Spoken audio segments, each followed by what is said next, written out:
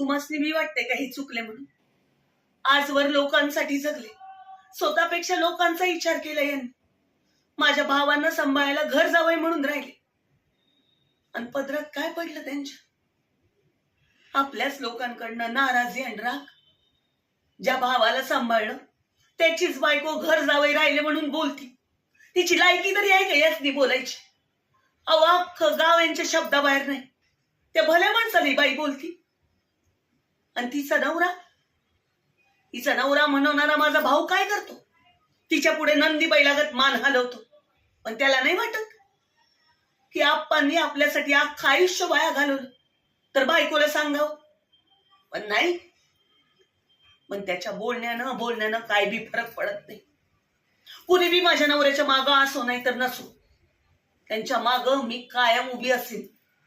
कायम. किती बी वादळ येऊ दे, किती बी संकट येऊ दे,